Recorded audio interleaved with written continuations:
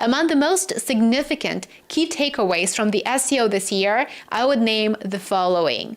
China and India are cooperation partners, not rivals. This is a sentiment made by Xi Jinping himself, and of course, PM Modi echoed that sentiment and supported the initiative. Xi also said that he supports Azerbaijan joining SCO. Now, I think this is a controversial statement, and I would be curious to see how President of Russia, Vladimir Putin, reacted to it, although I'm sure he was well aware that that statement was going to be made by China.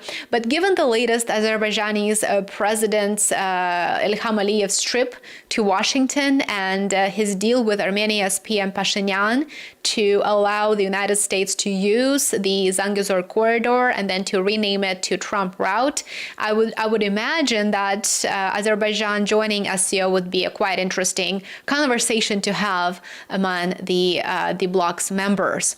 China is ready to stand and cooperate with Belarus. I think this is a very important and very strategic statement to make. It is a signal of support not only for Belarus but also for Russia. The goal of this year's SCO summit was to unite Asia's major powers and to offer an alternative to the dominance of Western institutions.